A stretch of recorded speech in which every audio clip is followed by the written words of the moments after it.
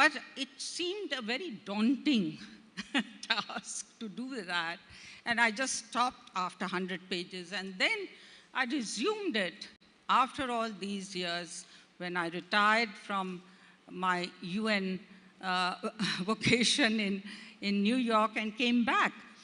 And one of the things that really perhaps helped was COVID. And I said, if I don't write it now, I may not live to write it. Because we were going through a period where every morning we were getting up and saying, will we survive this day? And when I finished the novel, it was 270,000 words. Wow. And when I finished it, I told my husband, Hardeep, that now I can die in peace because this is really a labor of love. And this is something I always wanted to write for decades. And it had finally happened. So it's taken 22 years and a virus to swallow the sun. But let's talk about this title. You know, swallowing the sun is very evocative. What made you choose this particular title and how does it relate to, you know, what happens in the novel?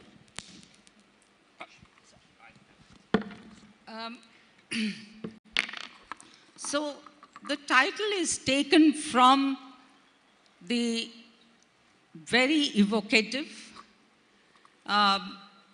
abhang of a woman saint, Muktabai. Her brother, Sant Jnaneshwar, is well known, but she is not as well known, at least not outside Maharashtra. And I wanted to use this novel, this abhang, as a kind of leitmotif and a cross-cutting theme of my novel. And it is about an ant flying into the sky and swallowing the sun, and many other miracles that she leads.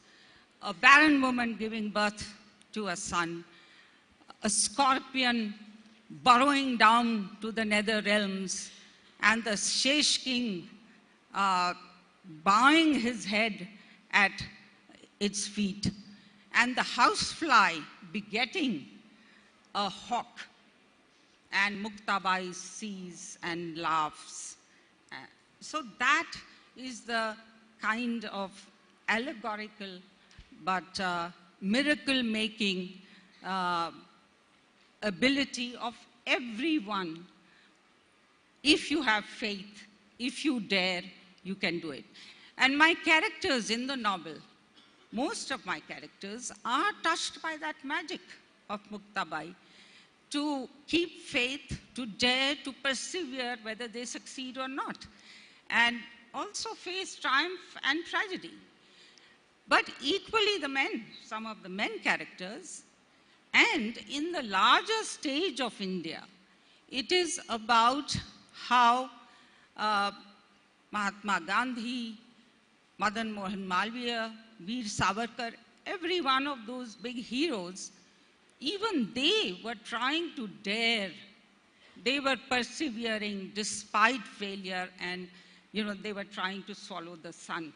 And it seemed like that until we finally reached our goal. So it is the big theme of the ability of everyone and the potential of everyone to realize themselves. Now you've dedicated this novel to your parents, to your mother, Malti Desai, and your father, B.G. Murdeshwar. How much of your real mother is in the fictional Malati that you have created? Well, the Malti of my imagination is very similar to the Malti of my, my mother Malti. In spirit, in character, and in the, the kind of strength she always showed. But otherwise, their trajectories, they deviate after a point. There is some kernel of Malti and Malti's story, but after a point, it deviates. But my Malti is, of my imagination, is the beating heart of this novel. Absolutely.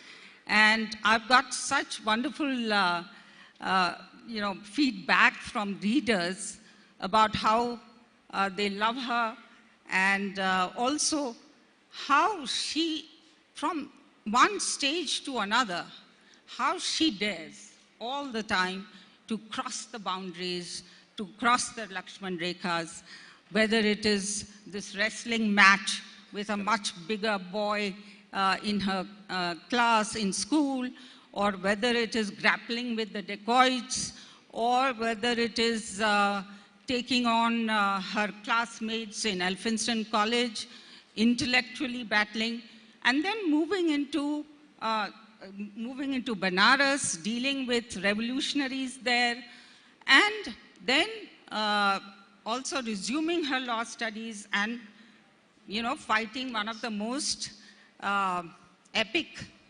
one would say, political trials as a lawyer, defending revolutionaries. So this trajectory of hers is meant to be also inspirational for all women and girls. Speaking of inspiration, you spill the beans in your author's note, yet your father wrote 148 love letters to your mother. I mean, he was practically a one-man romance novel factory. So it deserves a separate How novel, did you stumble upon this treasure trove, and what made you feel that, hey, my dad's love letters could be the next great literary inspiration? So I came across these letters in a tin trunk when we were moving from Delhi to Budapest. And then at that time, I found that these letters... Mike. 1 minute. So give us a flavor of this Yes, love letters, yes. please. So I then just completely was blown away by these letters, because they captured so much of not only the emotions, but also the spirit of the times, the atmosphere, the even economic and political discourses that were going on. And of course, most of it was my father's letters. My mother was very brief in her replies, and he used to complain about that, we can make out from the letters. So let me read out. It was also about how I myself am very attracted to this medium. It is such a wonderful and complete vessel for communication of your feelings, and also relationships. You mean letters as opposed to the email that we are using these Yes, days? email or WhatsApp. Yes. So I want to read out to you a passage. So alive were Guru's letters that they threatened to incarnate into Malti's alter ego, teasing her mind with riddles about the universe, dipping into her soul in contemplation, whispering confidences into her ears, serenading her unabashedly, touching her body and with the feather of his words, giving advice when she was in a quandary, affirming her actions when she took adventurous decisions, sharing her disappointment at setbacks, and not allowing her to rue her mistakes. So this was what, this was, during the time when they were separated, and she was in Banaras, and he was in Bombay.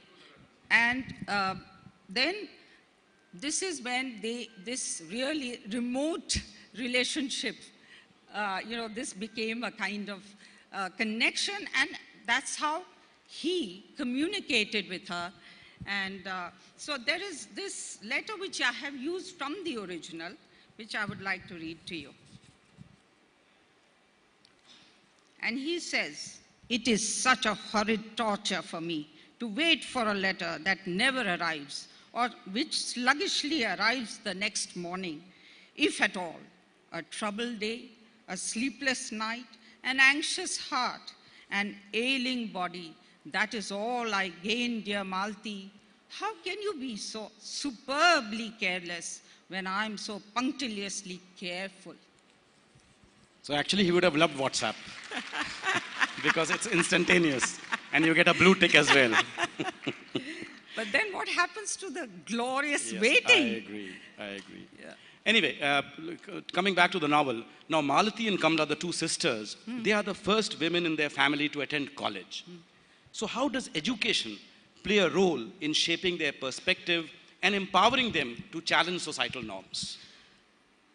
Absolutely, this is the other driver of the novel's message on gender equality and women's empowerment, where Baba, the girl's father, puts a premium on education of the girls. And it's really one of those Beti Bachao, Beti Padhao stories, because those days, child marriage and child motherhood, and unfortunately still remains a problem which we must, and that is why the campaign.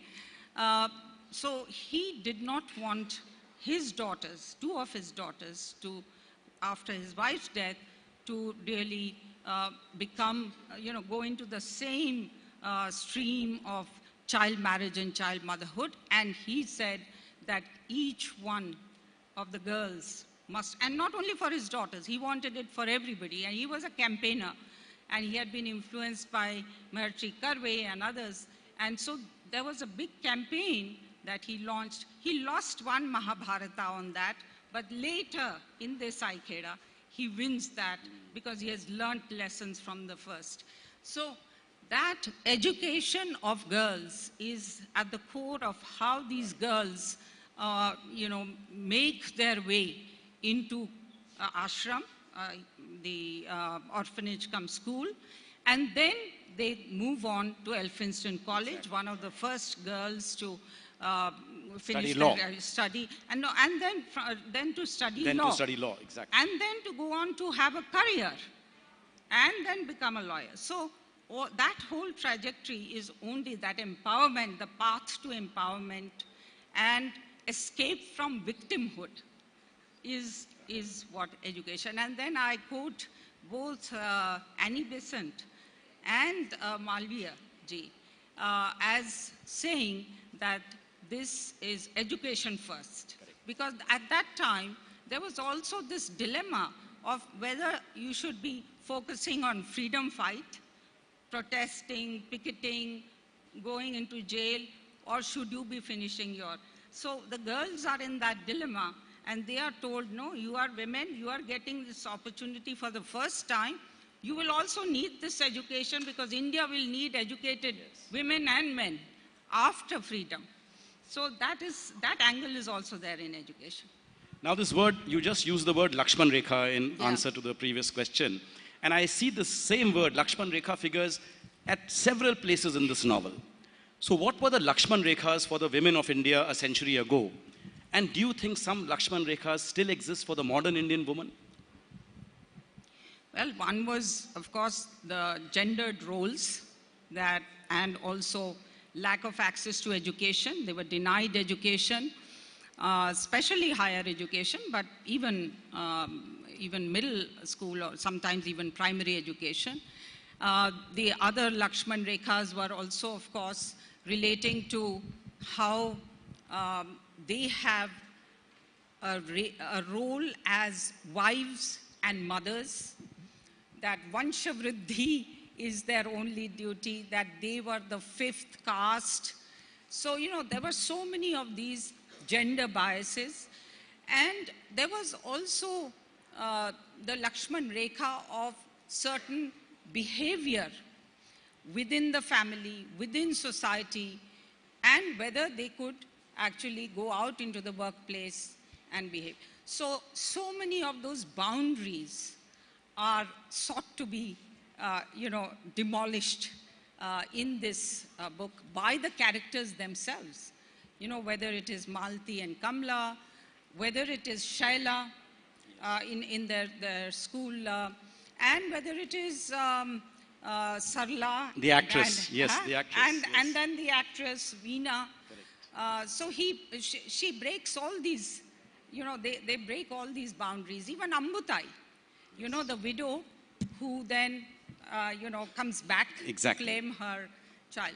So all of these characters are the boundary breakers, and it's also very much linked to the leap into the sky and swallowing the sun. Well, in a way, you yourself have been a boundary breaker. You have broken many glass ceilings. You rose to the position of deputy head of UN Women. So tell me, did your professional experiences working in a women's organization, the premier women's organization in the world, influence your storytelling? It did. I must admit, this is very much at the heart. It is very much a feminist novel, although it is not only that. As you said, it's a coming of age. It is very much about, inspired by the family saga. It's also a love story, Yes. an epic love story, I would say, in epic times. But it is very much in its character and in the drivers of the story. It's very much a feminist story. And that, of course, both inspired by my my upbringing and my own trajectory, but also equally by this experience of setting up the first global organization on gender equality and women's empowerment and building it up for 7 years. So that, of course, taught me not only that this cause is important, but that we have much work to do in terms of mindset change. And you really need to advocate and build movements, and nothing better, and that we found all across the world, nothing better to do that than to tell stories, success stories, stories of oppression, provoke outrage, and then provide resolution, and also the good examples, who should not just be one swallow, that makes a summer the does not make a swallow. Yes, a swallow does not a summer make. That's yes. right. So that was very much there, and the UN experience overall, of course, which is very much in keeping with our own Vasudhaiva Kutumbakam and our own universalist and humanist civilizational approach, that element of, every human being has the right to self-realization. That, and that the power of ideas to change the world. I think these are the things that I brought from the UN into writing this book. And of course, the deathless human spirit. Yes. That Now, must be affirmed. Now you say this is a feminist novel, but the male characters are also very fascinating. Especially there is a passage of, in the book when Malati is internally conflicted between her feelings for Guru and for Shyam, which adds an extra layer, I think, of nuanced narrative. So tell me, how did you conceptualize these male characters in this exploration of love and relationships in, early colonial India?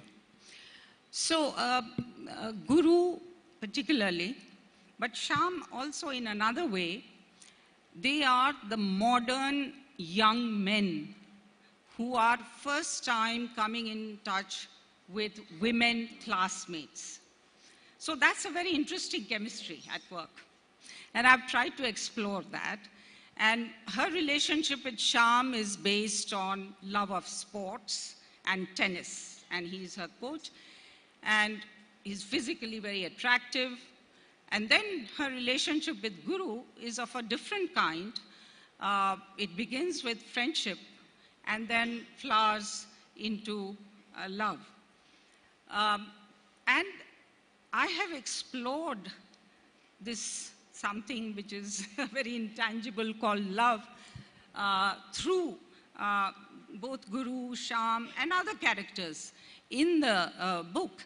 But basically, what I have tried to do is to explore also the psyche of men at that time whether older men, but also Guru, and who were conditioned in a patriarchal environment, to a patriarchal environment, and then they were evolving as empathetic women empowering men. So that's the transition I've tried to track. And Guru, to me, is a equally lovable character with all his flaws. So you're going to read out a passage for us? Yes. Okay. Yes, I would like to. So he, at one point,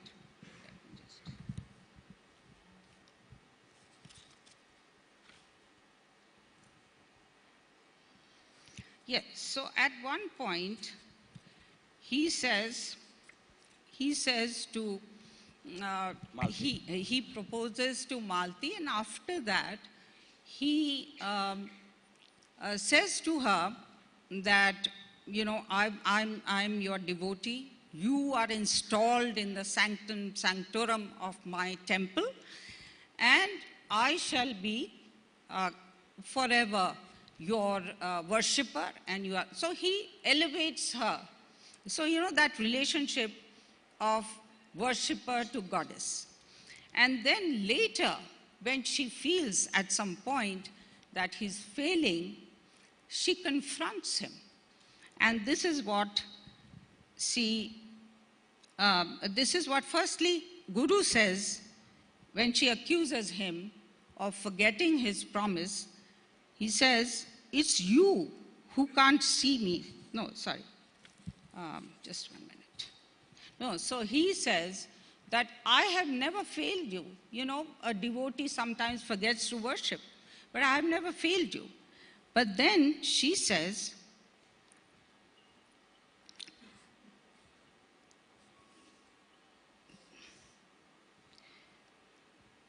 then this is no way to treat a goddess who is one not because you called her so, but because of who she is and what she has done for you. So, you know, that's the dynamics. And before that, he says, it's you who can't see me as your Lord, even though I see you as a goddess always.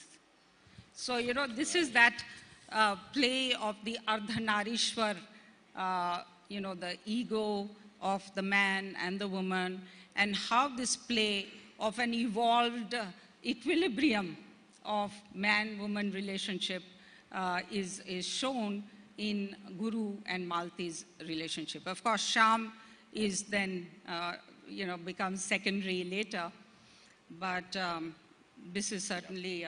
Picking up from this Ardhanarishwar reference, I find that there are many references to the two epics, the Ramayana and the Mahabharata, in your narrative. So what inspired you to weave these cultural and religious elements into your narrative, and how do you believe they enhance the overall storytelling? So, you know, the characters at that time, I mean, people at that time, I think even today, they lived and breathed. You know, they used to breathe the epics and use it in their everyday language of communication, of inspiration, of motivation. And so I have used that liberally, I admit. And one of the, you know, there are many interesting references, but even a 15, and it's across class, across gender and age, this kind of familiarity and attachment to and drawing inspiration from the epics and the Shastras as well. So this 15-year-old Surekha, as she is going to be married to an older man, and she's come to this palace where she's going to be living, she compares it to the Maya Danav's palace of illusions, which he built for the Pandavas. And she wonders whether she's going to, you know, walk over the mirrored floor and drown in the pool of water, or hit her head against the sheer curtain that the illusion has been created on. So then, of course, philosophically, other characters also draw references to Bhagavad Gita. When their mother dies, Baba says to the girls, he quotes this Vasasi Jirnani Yatha Vihaya. So, and also later on, Maji uses it for Shaila. So, the stoic approach to life. And most interestingly, I have also and done research and found references which are unorthodox and which try to make the feminist point. There is one reference where Sarla, the young girl who has just got married, complains to Malti and Kamla that my husband, he's not showing any emotion. So Malti and Kamla, joke with her and say, but you're not supposed to feel any passion. It's the men who are supposed to. So she says, who says that? And then she quotes Kautilya. And I discovered this and I was very happy about using it. It says, Kautilya says that women have double the appetite of men for food, 8 times the sexual desire, 6 times the courage, and twice the astuteness. So the girls don't believe her because she has the habit of, bluffing. So then she quotes the Sanskrit verse. So and we always thought Kautilya only talked about economics. It has to be, of course, woman economics. No, you really, as I said, that was really an unorthodox reference that you picked up. But the novel, of course, has several fictional characters modeled on some real characters, but you also have real characters like Mahatma Gandhi in the novel, who's actually speaking. You have Annie Besant, you have Madan Mohan Malviya, who meets Malati at one point. So what kind of a research did you have to do to get under the skin of these real characters? Because, you cannot have Mahatma Gandhi speaking in a very different tone to what we are used to, from his writings. Well, I have been a Mahatma Gandhi follower since my childhood. I've read his autobiography, every book. And also, I have been following the others that I have, be it Savarkar, others, and Madan Mohan Malviya ji. Annie Besant, of course, every woman's, Indian woman's heroine. So it was easy, but I used them because they have also a narrative purpose. Quite apart from giving it a little bit of a, interest and name recognition value for readers, I wanted also to use them for a narrative purpose, as you saw, because Malti and Kamla meet Annie Besant in exalted Bombay company. They get to meet all these, the elite of Bombay society, and Jiddu Krishnamurti and Petit Jahangir. And later, when she decides to sacrifice her law studies and go to work in Banaras. In Banaras, yes. MMV, the Mahila Mahavidyalaya, has just been opened by Annie Besant and Madan Mohan Malviya, and she goes there. So, there is, and she gets this epiphany that Annie Besant is calling her. So there are these, narrative purposes that some of these, and her meeting with Mahatma Gandhi, Madan Mohan Malviya later on, all of them. But also, I think it's wonderful to bring in flesh and blood some of these great people who need to be remembered. When you are talking about that period of Indian history, you cannot but not bring in these characters. Absolutely. So I also found that the novel is very cinematic, in the sense it opens with this fantastic wrestling match between Malti and this boy called Bhika. It sets the tone, so to speak. And then there are several very memorable scenes, like, the vivid descriptions of princely India, the encounter with the dacoits, there's a seance, There's the Bombay film industry, there's the whole Anglo scene in Shimla, the patriotic fervor in the BHU, and the whole trial of Mohan Kaka. So have any of the streaming platforms already shown interest in this novel? Yes, yes. In fact, even before it was published, I was in touch with some of these platforms.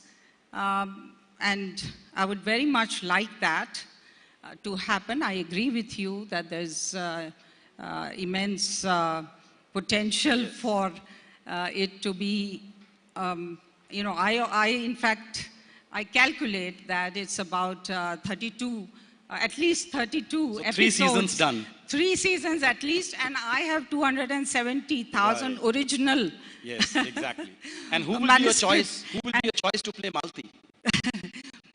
So if I can just first finish that point, that I would like that to happen, but I also want this to have its own literary journey. And I think you advised me because you advised the film will not come out immediately, so the journey can be completed. I remember checking with you, and you advised me that first let the book come out and don't, So who's your choice for playing Malti? So I would like to do a poll of the readers. And, it has to be more, of course, some little bit about the appearance, because she has a very particular appearance, and I've emphasized that.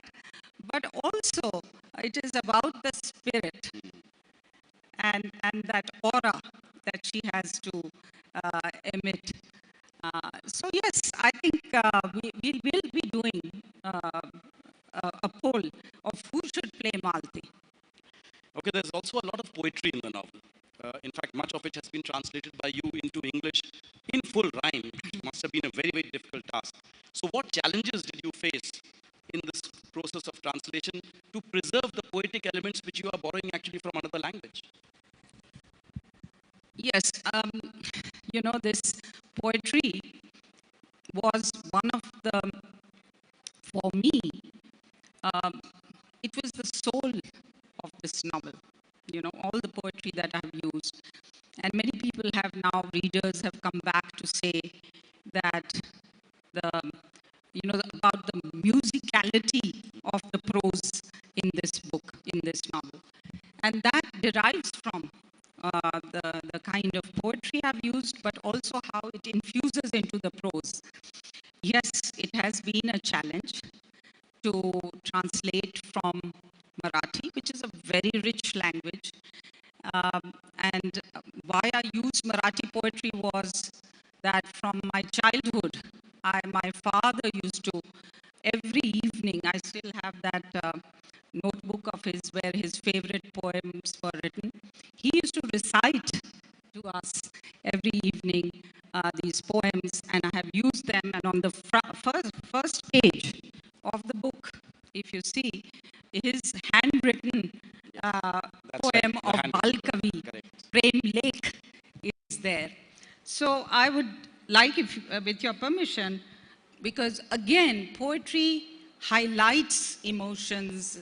It brings a certain lyrical character to this. And I must thank David Davidar of Aleph for being more lenient with me than some other earlier publishers, potential publishers were. And he appreciated, in fact. And I think it is, in my view, it's something that is very dear to me. So let me read some translation and then a poem which I myself originally. Just quickly. So there is one poem that he recites, which says, which is the pond eager to meet the ocean.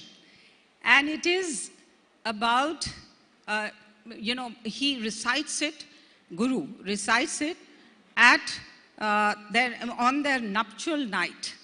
So she asks him, why? Why is such a poem about unfulfilled desire to be recited on this day? But he said to remember that we may not have got here and that we would that, to cherish what we have got. So he says, and I'll say it a little bit in Marathi and then. Ekatra gumfun jeevit dhave, प्रीतीचे नर्तन नाचलो मागे, एकटा उभा मी येथे, भोवती शोधी प्रियते. So,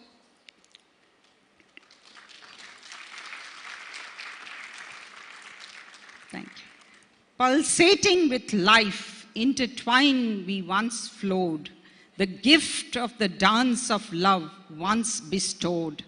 A solitary pond, muddied and parched now I stand, searching for my beloved in this wasteland, eager to join my soulmate in vain, surrounded by sand, waiting for rain, so that I can swell with water and course through it fast, to be one with my true love, the ocean vast. Incredible. So I think we have just about 4 minutes and 40 seconds left. So if, with your permission, let's open it up to the audience if there are any questions. So anyone wants to ask? Yes, the lady in the front.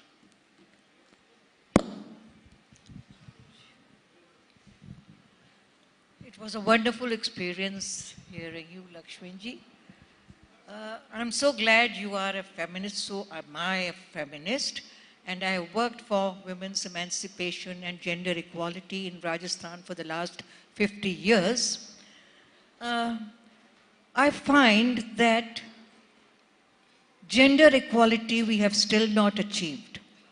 How do you think can women achieve gender equality? And if they do get into jobs, etc., and want to reach to the top, they are sexually exploited too. So what is the way out of this? Well, I think all women's empowerment issues are an unfinished business. But what is really important today is that they are being recognized as issues and problems that need to be addressed.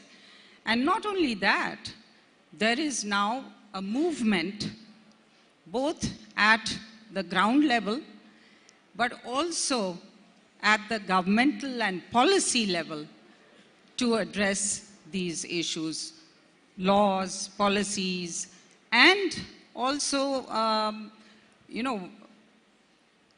in the workplace, in the corporate world, all the places where there are issues of sexual harassment. Now there are, it's the kind of awakening that has never happened before. And that is the first beginning, it's the beginning of change and beginning of addressing and beginning of, but it's not only the beginning, it's now progressed. We are talking about women-led development. We are talking about women-led worship. So many areas now. Any other question? Okay, the lady there. Ratio of men and women in question. every job. Please be brief. It's a huge thing. So my question is, I'm Manju Pabuwal. Namaste Lakshmi ji. So my question is, how do you compare virtues like patience, tolerance, sacrifice in relation to the so-called feminist characters like being audacious, bold, reacting, impulsive and whatnot? Thank you. In fact, that's a very good question, and I've addressed it in the novel. I would encourage you to read it, because Sarla, one of my characters, she protests against any labeling of certain characteristics as feminine and certain characteristics as masculine. And that's my whole concept of Atmanirbhar, Ardhanarishwar. So I don't think that you can, only men, for example, Guru in the novel is as sensitive and as empathetic, also sacrificing, as, for example, Malti cares to be. And Malti protests against the play that she goes to see, where they show a self-sacrificing woman and says, why should women be the ones to sacrifice? So I think we have to break the barriers of what is feminist concept of this, or the misogynist concept of what women should be. It has to be in a kind of intermeshing of the two. Everyone can be sensitive, empathetic. Before we close, my last question, what can we expect from you next? Oh. I think maybe a sequel. Yeah, because which you I have had already 3 originally- generations, so yes, so it's a Maybe trilogy. sequel, but also I had started a collection of short stories based on my experiences in the UN. So that will be more international as well. Excellent. Well, we have run out of time. Thank you. Ladies and gentlemen, a big round of applause for Ambassador Lakshmi Puri. And please pick up your copy of Swallowing the Sun. She'll be doing the signing just outside. Thank you. Once